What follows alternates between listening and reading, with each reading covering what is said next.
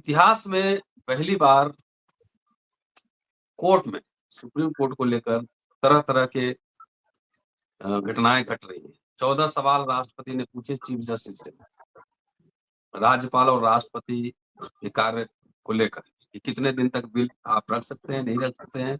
इसमें supreme court का एक जजमेंट आया, जस्टिस पादरीवाला की पीठ से और उसके बाद से बवाल मचा हुआ है। उपराष्ट्रपति धनखड़ से लेके तमाम बीजेपी के नेताओं ने जो वक्तव्य दिए थे सुनाई।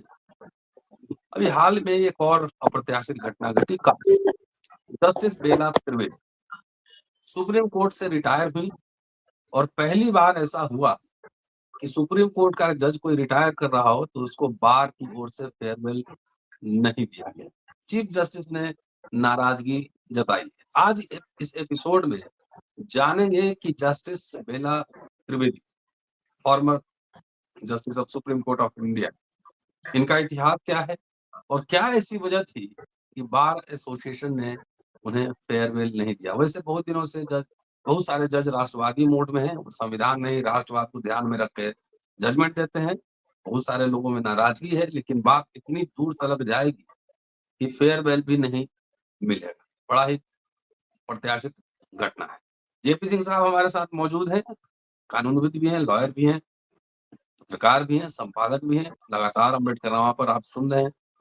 इनसे जानने की कोशिश करते हैं कि आखिर ये माजरा है क्या। स्वागत है सर। जी।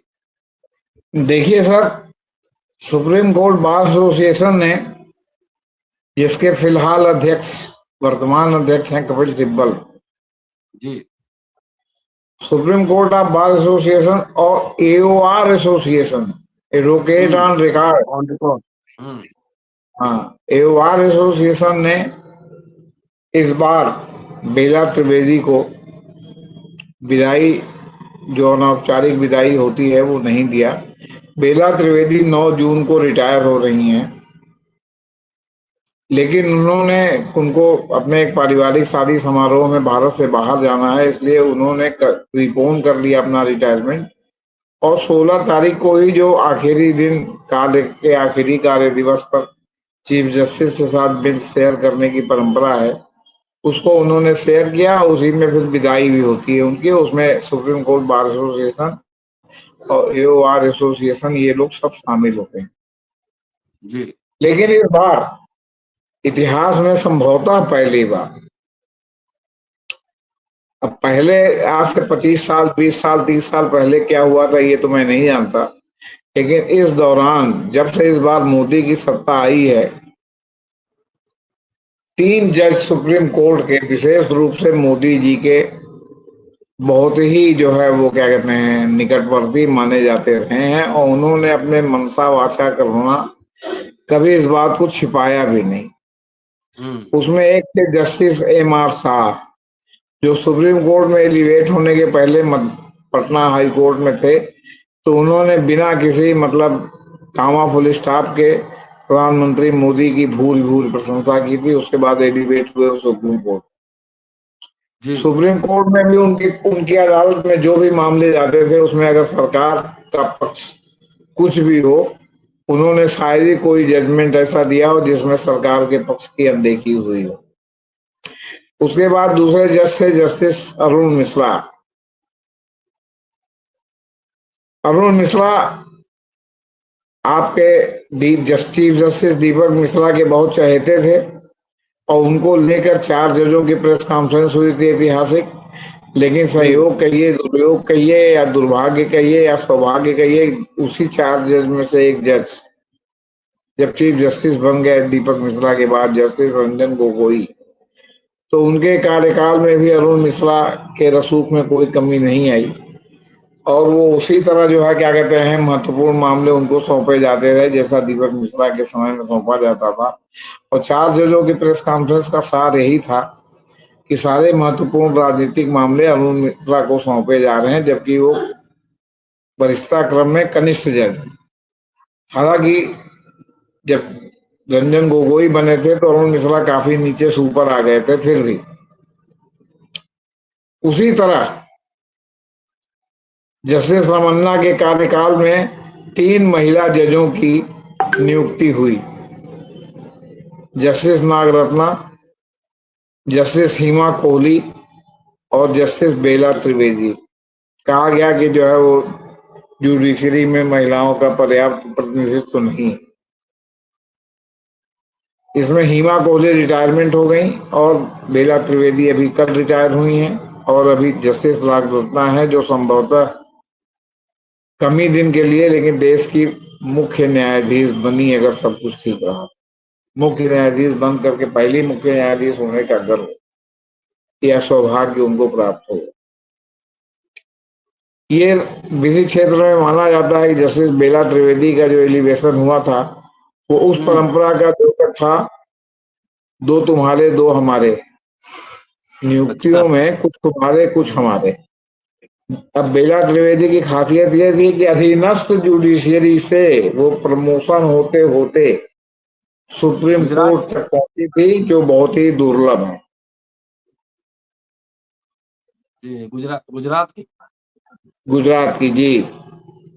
और इन्होंने विभिन्न जो है पदों पर जो है वो सोचे, और इनको भी जस्टिस चंद्रचूड़ के कार्यकाल में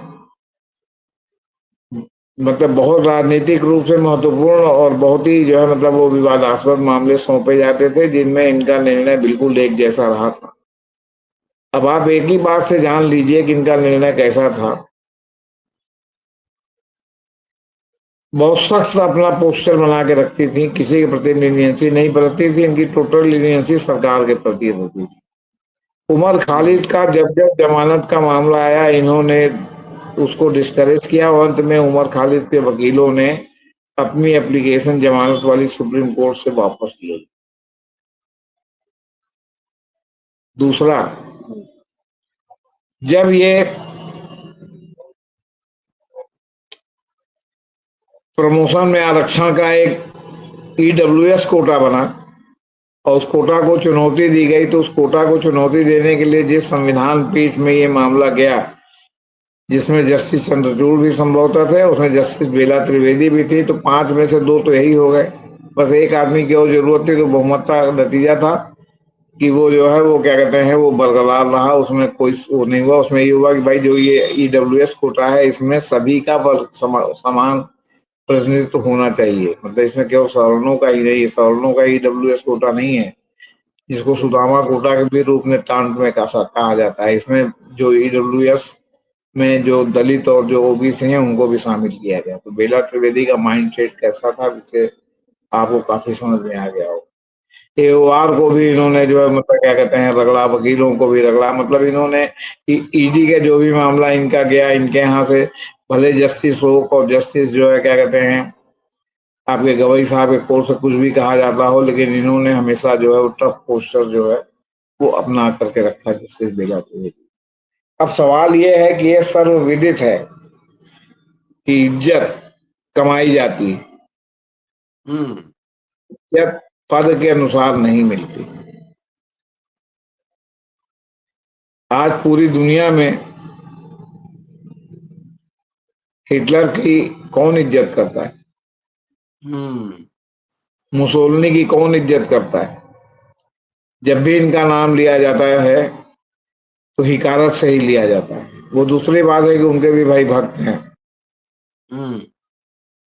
तो कहने का तात्पर्य यह है कि बार एसोसिएशन और एओआर ने इनका नहीं किया, और ये एक प्रकार से जाते जाते इनके पूरी कार्यशैली पर एक प्रकार का आप समझिए स्ट्रक्चर है कि इन्होंने हम्म। अपने क्रियाकलाप से हम्म। मतलब जो जो अपना न्यायिक कार्य था उससे जो है इन्होंने जो है क्या कहते हैं मतलब लोगों को में लगा कि आप जो है वो पक्षपात पूर्ण जज हैं, आप विचारधारा विशेष की पक्षपात पूर्ण जज हैं। जो आपका माइंड सेट है उसके अलावा आपके दिमाग में कोई कानून, कोई संविधान, कोई प्रावधान घुसता ही नहीं। तो बात जी। वही है, गिलास खाली है या गिलास भरी हुई। आधा अब वो खाली आधा पत्रकारिता भरा में हुआ। पढ़ाया जाता है कि भाई गिलास भरी हुई है और 1/4 खाली है, 1/5 खाली है, आधा खाली है, 2/3 खाली है। तो जो भरी हुई है वो खबर नहीं होती, खबर जो गिलास खाली है वो खबर होती। ये जी पत्रकारिता में बेसिक्स में पढ़ाया जाता है। तो सवाल इस बात का है कि आप चाहे जितना सो कॉल शक्ति दिखाएं, लेकिन आपने एक बार भी तो जो आपके कोर्ट में आया मामला उसमें जो है सरकार के खिलाफ भी शक्ति दिखाती तो होता ही भाई आपकी निष्पक्षता उससे संदिग्ध होती कि आप सब पर सख्त हैं।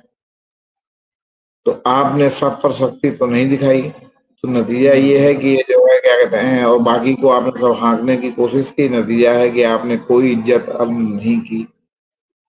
अब ये कल जो अपने गवई साहब हैं उनकी अध्यक्षता में पहली बार ये विदाई समारोह का आयोजन हुआ, क्योंकि वही चीफ जस्टिस हैं। उन्होंने इस बात के लिए सुप्रीम कोर्ट बार एसोसिएशन की आलोचना की और ये कहा कि हर आदमी का भाई अपना अपना व्यक्तित्व होता है, वो साथ ही कोलीग हैं, साथ में रही हैं, आपके मामलों की सुनवाई उन्होंने की है, तो उनको एक औपचारिक विदाई देना एक सामान्य शिष्टाचार की बात है। अब मेरे हिसाब से ये उसी तरह है कि जैसे जिस नेता के खिलाफ तमाम भ्रष्टाचार कदाचार के आरोप लगे हों, लेकिन जब वो दिवंगत हो जाता है तो बड़ी बड़ी विभूतियां कहती हैं तस्वीरें पड़े जाते बहुत ही महान आत्मा थे, इनकी भरपाई को जो जिस राज्य के होते हैं वो राज्य पूरा नहीं कर सकता, देश का एक सपूत खो गया है। क्यों? क्योंकि यहाँ हमेशा से मरने वाले के प्रति हैं। श्रद्धा का भाव व्यक्त करने की भारतीय परंपरा रही है, भले वो आदमी कैसा भी हो, उसका व्यक्तित्व कृतित्व कैसा भी हो। और मेरा ख्याल है बहुत से लोग ऐसी श्रेणी में जब मरेंगे, मैं किसी के मरने का इंतजार नहीं कर रहा हूँ, जी जी जी। लेकिन जिनको आप तमाम घोटालों के नाम पे दौड़ा रखा है, आपने जेल भेज दिया, ये कर दिया, जमानत पर नहीं है, वो मरेंगे तो आप क्या कहेंगे उनको? औपचारिक रूप से जो है क्या कहते हैं, कोई जो है प्रेस नोट जारी करेंगे कि नहीं करेंगे कि ये जो है इससे जो रिक्ति राजनीति में पैदा हुई है उसको कभी भरा नहीं जा सकता। तो बस इसी परंपरा का मामला जो है सुप्रीम कोर्ट में है, जिसको कल बार एसोसिएशन ने तोड़ दिया। तो सवाल इस बात का है कि कभी ना कभी तो वो दिन डिलीवरी डेट आता है, ये डी डेट, जिस दिन होता है कि एनफ इज एनफ, बहुत हम्म। हुआ, अब हम इसको बर्दाश्त नहीं करेंगे। और मेरा ख्याल है बार एसोसिएशन के लिए ये दिन आ गया। अब देखिए, जस्टिस चेलमेश्वर काफी तेज तर्रार जज माने जाते थे और 4 जजों की प्रेस कॉन्फ्रेंस के मुख्य सूत्रधार थे, वो रिटायर हो गए। उन्होंने विदाई समारोह के आयोजन को के निमंत्रण को विनम्रता पूर्वक स्वीकार कर दिया, अपने सारा सामान जो है ट्रक में लदवाया और आंध्र प्रदेश चले गए। गांव चले गए अपने। इसी तरह जस्टिस अरुण मिश्रा को भी आमंत्रित किया गया था कि विदाई समारोह में, लेकिन अरुण मिश्रा ने उसको स्वीकार नहीं किया। और ये माना जाता है विधिक क्षेत्रों में कि अरुण मिश्रा ने संभवतः अपनी आलोचना या अपनी निंदा होने के डर से उसको स्वीकार नहीं किया कि ऐसा ना हो कि कोई वक्ता उनके उन सब बातों को गिनाने लगे जिनके लिए वो कुख्यात हो गए, जिसमें था कि अडानी के मामले में उन्होंने 7-7 8-8 मामलों की सुनवाई की, आउट ऑफ द वे सुनवाई की, और अडानी को करोड़ों करोड़ रुपए का उन्होंने फायदा कराया। तो वो इस डर से नहीं आया, या किस डर से नहीं आया ये तो नहीं, लेकिन आम तौर पर विधिक क्षेत्रों में माना जाता है कि वो इसी डर से उन्होंने स्वीकार नहीं किया। लेकिन जहां तक जस्टिस एम आर शाह का है, जो इनके बहुत खास थे, उनका तो शायद विदाई समारोह हुआ था। और बाकी अभी तक कोई रिकॉर्ड देखने से ये नहीं जो है पता चला कि कोई ऐसा भी जज था जिसका विदाई समारोह न हुआ हो। अभी तक तो मेरे संज्ञान में बहुत खोज डाला हमने, नहीं है। यही 2 लोग आए जिन्होंने स्वीकार नहीं किया, और ये पहली जज हैं जिनका जो है बार एसोसिएशन और बार एसोसिएशन ने विदाई समारोह नहीं नहीं किया। नहीं किया।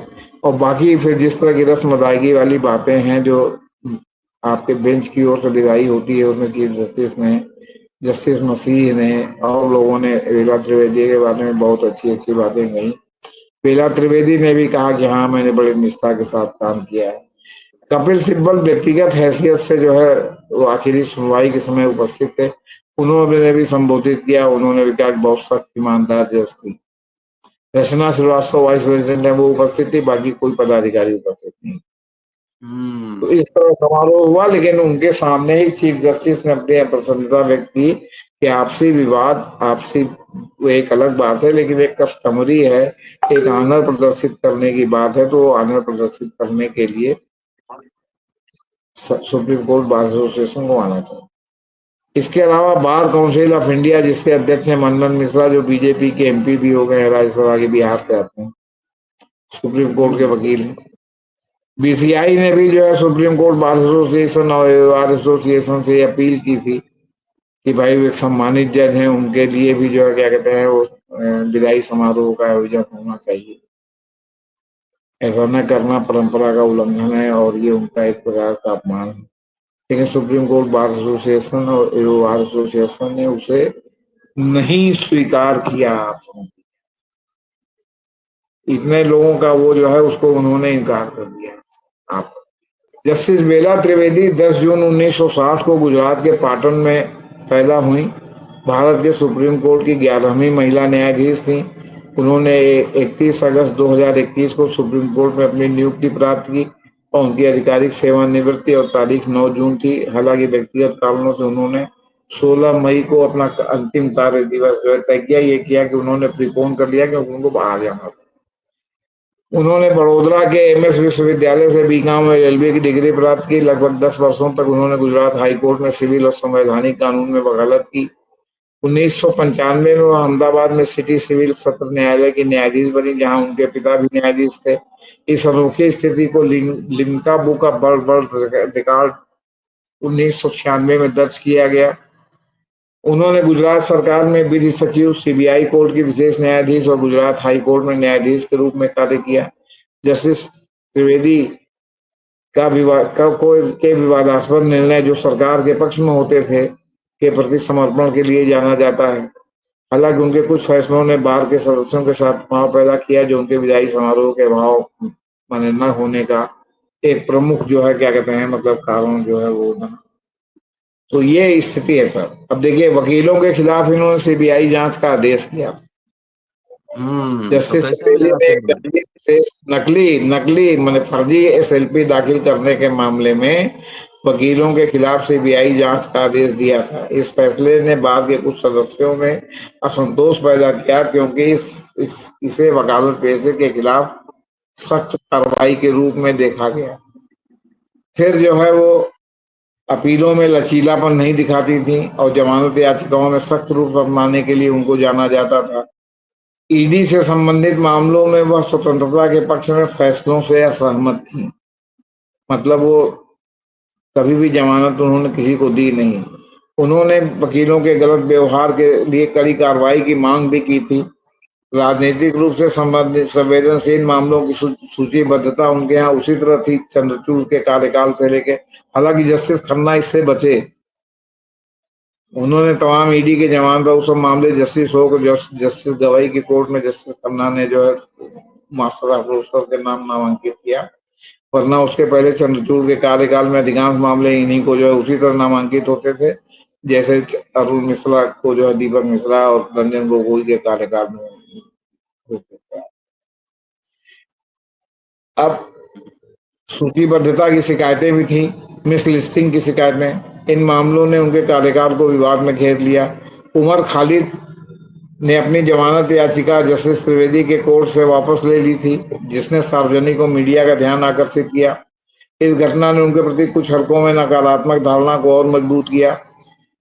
फिर वो 5 न्यायाधीशों की संविधान पीठ का हिस्सा थी, जिसने 3-2 के बहुमत से, समझिए 3-2, मतलब अगर बेला त्रिवेदी की जगह कोई निष्पक्ष जज होता तो ये मामला उड़ जाता। क्या उसमें ईडब्ल्यूएस में दलित और ओबीसी को भी शामिल सबको किया आएगा। जाता है ईडब्ल्यूएस को। हाँ जी। आर्थिक रूप से कमजोर वर्गों के लिए शिक्षण संस्थानों में प्रवेश और सरकारी नौकरियों में 10% आरक्षण की जो बात की थी, और एससी एसटी ओबीसी श्रेणियों को के गरीबों को इससे बाहर रखा गया था। इन सब कारणों से जो है वो काफी जो है वो विवादास्पद जज नहीं, और इसका नतीजा ये हुआ कि कहते हैं ना कि मर्द तो मर्द पटक संघारा। तो जाते जाते भी सुप्रीम कोर्ट बार एसोसिएशन ने प्रकारांतर से इसकी आलोचना आप कर सकते हैं। मैं न समर्थन में हूँ न विरोध में हूँ। लेकिन मैं ये जानता हूँ कि हर आदमी को विरोध करने का नैसर्गिक अधिकार प्राप्त है। और कब तक हम बनावटी चेहरे पर हंसी लेके गुडी रहेंगे और सच सच बोलने से डरते रहेंगे, सच बोलने से डरते रहेंगे। अगर कोई भी जज मानवाधिकारों का उल्लंघन करता है, कोई भी जज मानवाधिकार की रक्षा से संबंधित प्रावधानों की सीधे सीधे अनदेखी करता है, कोई भी जज नैसर्गिक न्याय के सिद्धांत की जो है क्या कहते हैं आलोचना करता है। गरीब तो गरीब है, बीडब्ल्यूएस कोटा ऐसा है कि जो कोटा है ओबीसी, वो उसमें कोई वर्गीकरण तो है नहीं कि ये जो है क्या कहते हैं अति गरीब के लिए है या उसके लिए है। तो जनरल कोटा तो खुला ही हुआ है, तो सबके लिए है। लेकिन जब आपने अति गरीब के लिए ईडब्ल्यूएस कोटा जिसमें सवर्णों को भी शामिल किया गया आर्थिक आधार पर, तो आर्थिक आधार पर जो है एससी एसटी और जो है क्या कहते हैं ओबीसी को क्यों नहीं शामिल किया? वो भी तो इस देश के नागरिक हैं, उनको भी तो नौकरी का उतना ही हक है। और वो भी उन परिस्थितियों में जब नौकरियां सरकारी लगातार सिकुड़ती जा रही हैं, आप संविदा और अमेरिकन सिस्टम पर आते जा रहे हैं। 11 महीने की नौकरी हो रही है, आप ठेकेदार को ठेका देते हैं, वो संविदा के आधार पर लोगों को रख करके जो है क्या कहते हैं काम कराता है। टीचर में संविदा, कहाँ संविदा नहीं है आपसे बता रहे। इंजीनियरिंग में संविदा, संविदा पर लोग जो है वो सड़क का निर्माण करवाने, कैसा सड़क का निर्माण हो रहा है देख रहे हैं। बनने में चाहे जितना देर लगे, टूटने धंसने में देर नहीं लगती। प्रयागराज का कायाकल्प हुआ है, कुंभ मेला के नाम पर आके देखिए कि कितनी सड़कें धंसना शुरू हो गई हैं। कहीं सड़क धंस रही है, कहीं चौराहा धंस रहा है, कहीं कुछ हो रहा है, कहीं कुछ हो रहा है। अभी कितना दिन हुआ कुंभ मेला खत्म हुए, आप बताइए। तो ये सब स्थिति है। इन कारकों ने मिलकर बार के सदस्यों और जस्टिस त्रिवेदी के बीच तनाव पैदा किया, जिसके परिणाम स्वरूप सुप्रीम कोर्ट बार एसोसिएशन ने उनके लिए विदाई समारोह आयोजित करने से इनकार कर दिया।